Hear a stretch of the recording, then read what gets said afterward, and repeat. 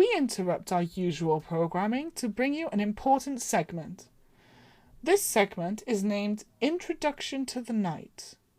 Due to these unforeseen circumstances, I have graciously taken to narrate this segment. Whilst watching, it is of utmost importance that you retain this knowledge. I am the Master, and you will obey me.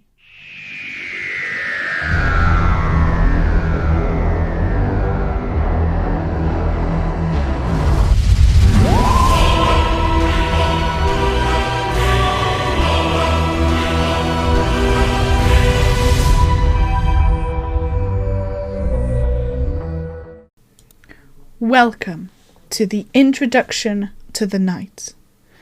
This may seem like a sidestep out of the ordinary, but during the events that followed their last adventure, the Doctor and her pathetic ensemble were swooped off course. Also, I had had enough of the creative team and brought them down to size, if you catch my drift. Someone had to run the show, and with all them gone, there couldn't have been a better choice. Without further ado, I shall begin the tale.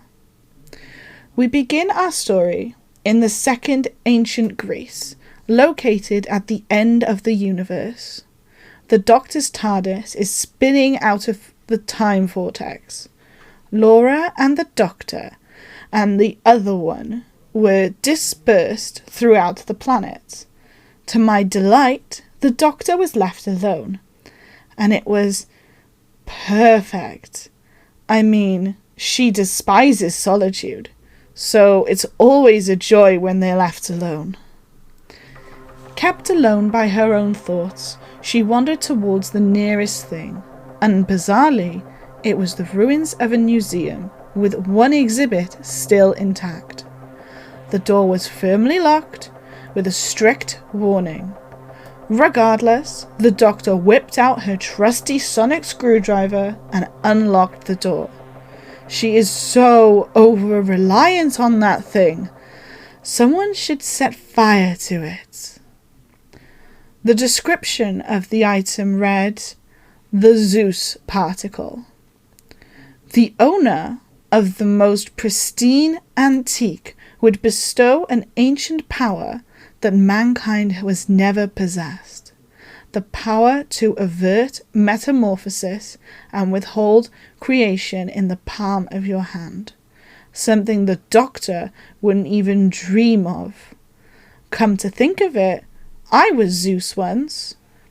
It got a bit messy when the public began to revolt and I fled to the mountains.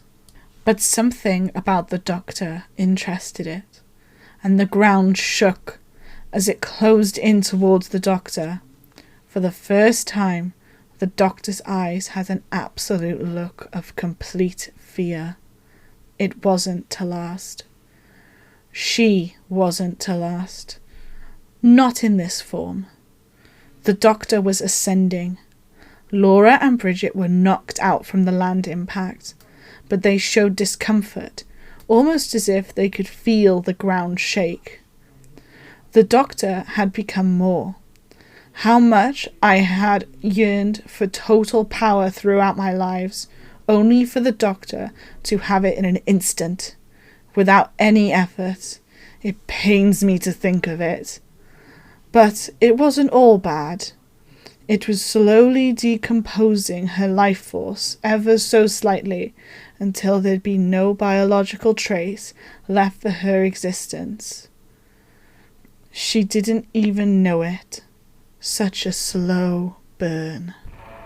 Whilst she was obtaining all knowledge, every future, every route that could be taken or ever could have been, she grew aware of her slow and painful death.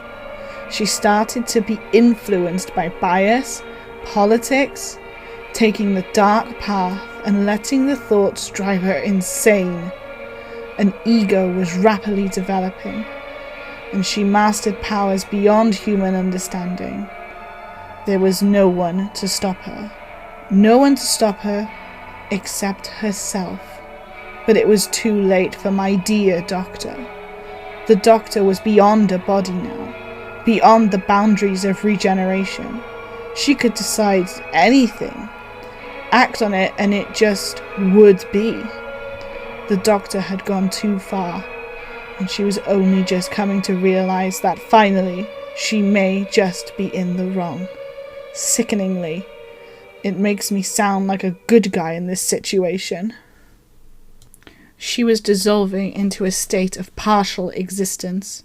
She needed one vital choice to atone for all the sins that reality had faced for the recklessness of the carefree doctor.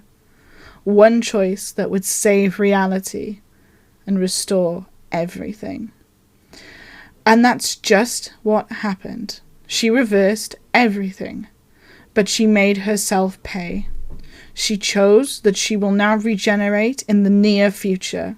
Her fate was reconfigured, and they all were transported, alive and normal, to the TARDIS right before they were taken from time.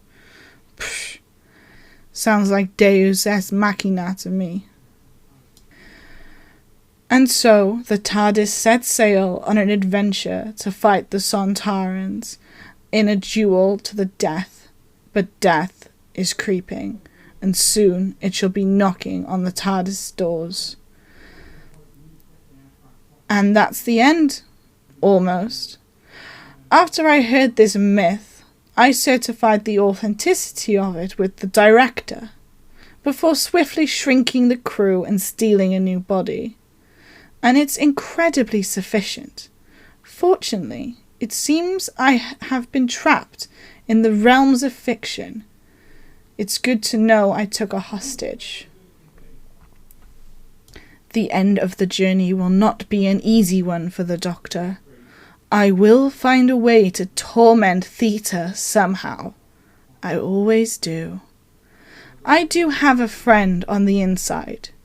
No matter what it takes, they will seal the deal and finally put an end to the Doctor. There is no matter of life and death for the Doctor. The only thing forecasted is death.